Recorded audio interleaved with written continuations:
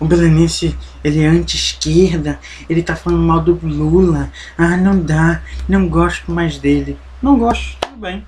Desinscreva-se do canal e vá, né, pastar. Eu tô brincando. Você sabe, a porta é a serventia da casa. Mas uma coisa que deve ser analisada é: eu não estou aqui criticando a esquerda e nem a direita. Eu estou criticando extremos.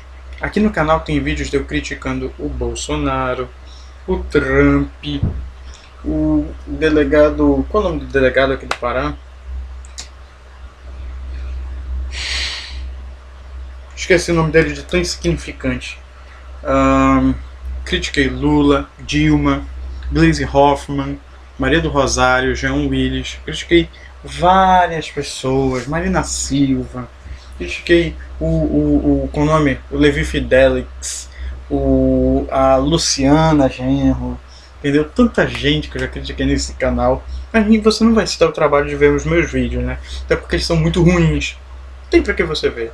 Mas você vai dizer: ah não, ele é contra o Lula e é contra toda a direita, contra toda a direita e esquerda.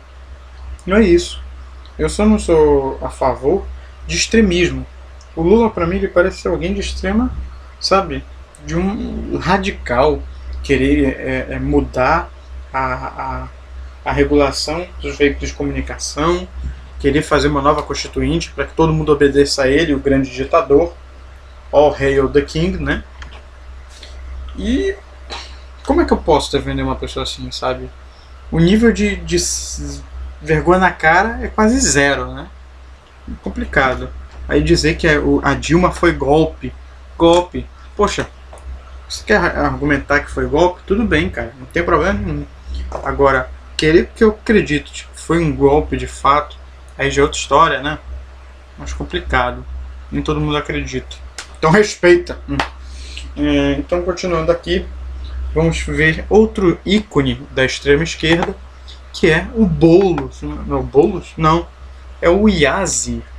Guilherme. Não. Estou sabendo quem é esse cara. Quem é esse cara, mano? Quem é esse cara? Iasi. Iasi, né? Para os conservadores, a morte. Para a direita, nenhum diálogo. O famoso, né? Com fascista a gente lida com a ponta do fuzil. Ok. Ao conservador estamos dispostos a oferecer um bom paredão, onde vamos colocá-lo na frente de uma boa espingarda com uma boa bala. E vamos oferecer-lhe depois uma boa pá, uma boa cova. Com a direita e conservadorismo, nenhum diálogo. Luta. Essa é a luta social que falam, né? Nossa, que lindo. Trecho do discurso de Mauro Iasi, professor da UFRJ, sindicalista, candidato à presidência pelo PCB e ex-petista. Né? Depois não tem doutrinação nenhuma nas federais, né? Só viagem. Foi recebido com indignação? Nada disso. A plateia do 2º Congresso Nacional da SSP, com lutas, aplaudiu efusivamente o socialista. As alegações de que a direita, na qual é um erro colocar o PSDB, até porque, bora falar a verdade, né? O PSDB ele é só um centro que pende muito mais para a esquerda do que para a direita. É intolerante e violenta. Muitas vezes são feitas captando civis radicais isolados dentro das grandes manifestações de rua, generalizando tal conduta para todos os que ali estão.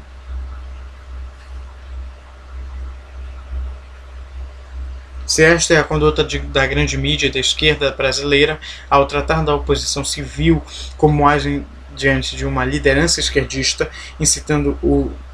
Se esta é a conduta da grande mídia e da esquerda brasileira ao tratar da oposição civil, como agem diante de uma liderança esquerdista, incitando o fuzilamento da divergência e sendo aplaudida por centenas de militantes, com um silêncio ensurdecedor. O mínimo de consistência entre discurso e prática é necessária para se manter um debate político saudável. A conivência com a fala de Iasi é parte de um problema maior, onde partidos que pregam socialismo e liberdade apoiam ditadores homofóbicos e regimes hostis ao LGBT. puxa, muito interessante, né? Defender Che Guevara, Fidel Castro, Evo Morales, Maduro e o Chaves, quando eles eram machistas, quando eles eram não, eles são, entendeu? Machistas, opressores, racistas e homofóbicos. Impressionante, não? Parece até que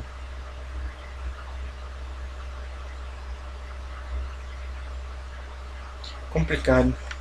Se a violência contra cidadãos pacíficos é tolerada em nome de agendas ideológicas, as liberdades individuais e o próprio bem-estar das pessoas estarão em risco no Brasil. O repúdio público e a exigência de uma ação exemplar da justiça frente ao discurso de Mauro Iazzi é uma obrigação de todo brasileiro que deseja viver em um país onde exista pluralidade de pensamento e segurança para expressar livremente suas convicções políticas, sem medo de se tornar alvo de revolucionários que colocam sua ideologia acima da vida de outras pessoas.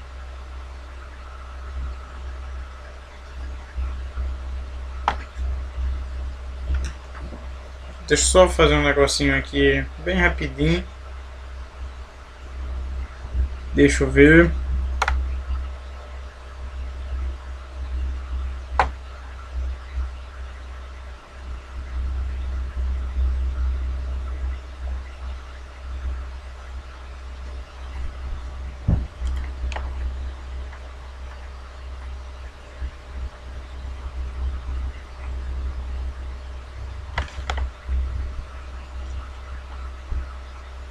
Aqui, vamos ver.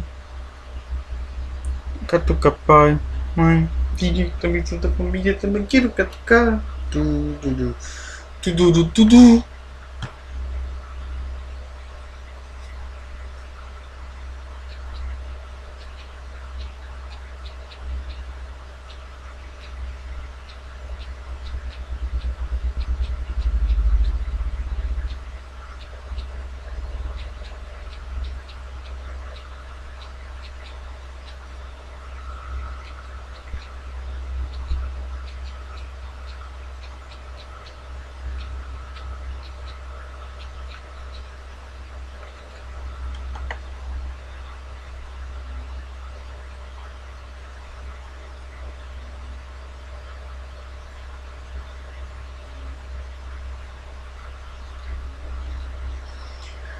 Ai, que insuportável. Vamos lá.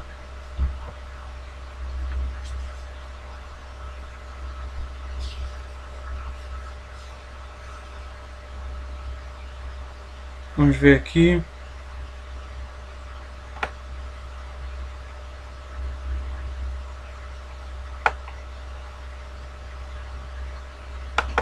Ai.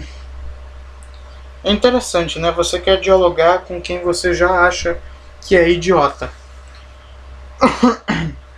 Se você acredita que essa pessoa é idiota, você acredita então que o próprio debate vai ser inútil.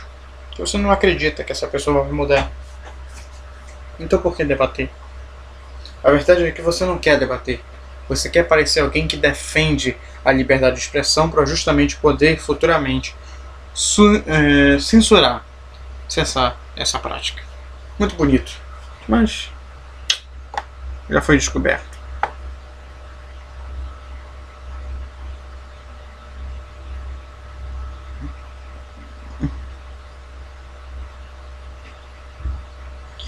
Mauro Iazzi, professor da UFRJ, membro do Partido Comunista Brasileiro, PCB, que já foi candidato a presidente, pode não acreditar que cometeu um grande deslize, para dizer no mínimo. Vamos ver aqui. É o Bertone Souza, O Comunismo Fossilizado de Mauro Iazzi. Foi um grande deslize, para dizer no mínimo, e ao citar uma polêmica de Bertold Brecht, que fala de fuzilamento dos inimigos. Mas foi uma citação infeliz, serviu apenas para exacerbar ainda mais os ânimos da polarização ideológica que o Brasil está vivendo. Talvez essa tenha sido até a intenção de Iazzi, e se for o caso, foi leviana. Perguntas a um homem bom diz o seguinte.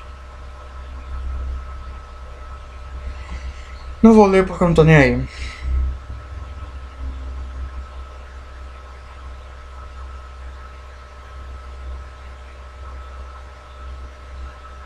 Alguns defensores de Yazi dizem que ele não teve intenção de defender fuzilamentos. Ah, não teve não, é? Que coisa. Pois citava apenas um poema, e um poema é uma metáfora. Ah, tá. Vamos matar eles metaforicamente. Ok. Com esse grau de detalhe aí, acho que não é muito válida essa metáfora não, hein? Dizendo que não se deve dialogar com conservadores. E onde não há diálogo sobre espaço apenas sobra espaço apenas para a violência. Sua postura não é melhor que a daqueles que defendem o retorno da ditadura. Concordo. Ou lamento que militares não mataram todos os militantes de esquerda, como Bolsonaro faz, aquele babaca. Ora, posso não ser conservador e não gostar de muitos valores que os conservadores defendem, mas não é uma postura democrática a rejeição total do diálogo. Existem muitos conservadores intransigentes e intolerantes que também não querem diálogo, mas a imposição de sua visão do mundo e a criminalização das esquerdas. Esses, contudo, são minoria em nossa sociedade, e embora tenham na internet um claque de seguidores que vociferam insultos contra seus desafetos, estes também não representam a maior parte do segmento social que defende princípios conservadores. Desde que se respeite os limites da liberdade de expressão, a democracia deve conviver com posições diferentes. É isso que possibilita que, numa mesma sociedade, até pessoas ridiculamente toscas como um Lobão e uma socialista morena possam expressar livremente suas ideias. Esse princípio é elementar que os extremistas de esquerda e direita não conseguem tolerar, pois não suportam viver em um mundo em que suas ideias não sejam universalmente aceitas. Vivemos num momento de polarização ideológica muito perigosa no Brasil. Temos hoje o Congresso mais conservador desde 1964. Nem parece, né? Tanta merda que falam lá. Até porque, né, se você for pegar conservadorismo e essa parte de direita e esquerda aqui, tem muita gente que fala muita merda, então faz muito sentido até.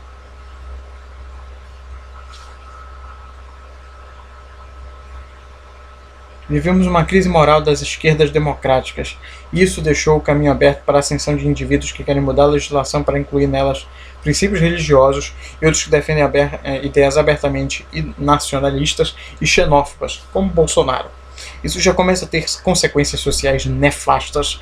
Apenas alguns dias depois de Bolsonaro dizer que os haitianos são escória do mundo, caramba, cara. Um imigrante haitiano foi assassinado em Santa Catarina. É um bosta esse cara mesmo, cara. Que é doido. O remédio para isso não é combater a intolerância com outra, mas insistir para que nossas instituições democráticas funcionem no sentido de impedir as ideias e essas ações continuem a ser defendidas e praticadas no Brasil. Isso é o espírito do fascismo, um alerta que algo muito errado e antidemocrático está avançando no plano da ação social. Antes de tudo, é preciso reconhecer que a atual onda conservadora é uma grande parte resultado de erros cometidos pela esquerda no poder, e que uma reorganização das esquerdas se faz necessária para manter políticas sociais que a direita continua a odiar, e a avançar em pautas progressistas, como direitos civis e trabalhistas, questões nas quais o PT avançou e das quais o governo Dilma II agora começa a recuar como tentativa de manter-se desesperadamente no poder. Nosso trabalho não deve ser defender fuzilamentos, mas levar esclarecimentos às pessoas na sociedade. No sentido que Paulo Sérgio Rouanet aborda em Razões do Iluminismo, combater as armas da razão, o irracionalismo que se nutre da ignorância e que alimenta o racismo, a xenofobia e até a aversão à democracia. Manter do iluminismo como consciência transepocal, a noção de que somente a razão é crítica, e rejeitar qualquer discurso que acene para a redução de liberdades individuais.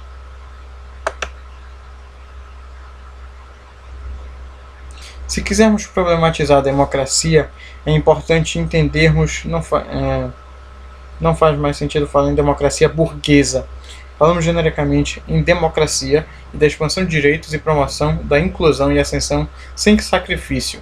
A liberdade, ou para usar a expressão de John Rawls, defender uma democracia de proprietários voltada para a eliminação do problema da exclusão social e que as diferenças entre classes não permitam a subsistência da misericórdia social. Não precisamos abrir mão da utopia nem jogar fora as liberdades individuais para pensar o mundo. Quem tem um histórico de militância na esquerda radical, como Mauro Iasi, tem dificuldade de aceitar a luta democrática pelo poder por considerar a democracia burguesa uma falha que precisa ser eliminada. Essa mentalidade deveria ter desaparecido com o fim da União Soviética, mas permanece incrustada em parte da esquerda que se recusa a aceitar a falência do projeto de revolução social. Não é por acaso que esse segmento não tem expressividade social, não tem apoio dos trabalhadores em nome dos quais pensa falar e seus discursos radicais não encontram eco entre os mais pobres, o que reflete em seus pífios resultados eleitorais.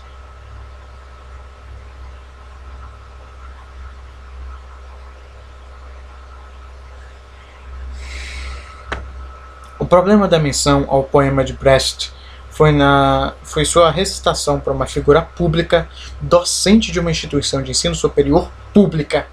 O modelo de democracia que pessoas como Iasi defendem é o centralismo democrático leninista, onde massas são guiadas pelo partido dirigente, em que tese representa seus interesses. Um PT, ele está mentindo como sempre. O partido se outorga o monopólio da interpretação do mundo e da condução da vida social. Na prática, esse princípio abriu o caminho para a emergência do Estado totalitário, promotor de uma perseguição brutal a inimigos reais e imaginários, e do culto à personalidade que tiveram Stalin e Mao Tse-tung, seus principais expoentes. Caramba, cara, como é que os expoentes da extrema esquerda têm que ser genocidas, psicopatas, desgraçados, cara, inacreditável. Che Guevara, Fidel Castro, caramba, mano. Tem os caras da Coreia do Norte, nossa, tem os caras aqui da América do Sul, puxa, nem me fala. A ideologia comunista se transmutou em uma ditadura atroz, transformou virtualmente toda a humanidade em inimiga de classe, e no afã de cumprir leis da história, soterrou dezenas de milhares, de milhões de pessoas. Onde quer que o comunismo tenha chegado ao poder, os versos finais do poema de Brecht se tornaram rotina. Onde o comunismo toca, ele mata. A sombra dele é a morte. No contexto em que vivemos, seria de esperar que pessoas com boa formação considerassem esse poema não apenas indizível, como imoral. O comunismo está morto. Não existem mais movimentos, grupos ou partidos que tenham qualquer possibilidade de tomar o poder pela via revolucionária. Ninguém quer revolução. Ninguém se importa com revolução.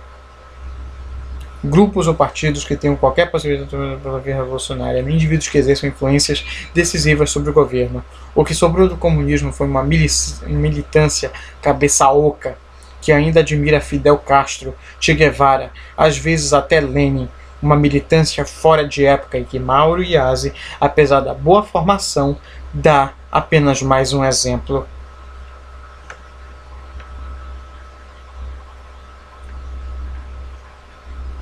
Porque eles também não levam em conta que as pessoas, elas trabalham para os seus próprios interesses, não para os interesses dos outros.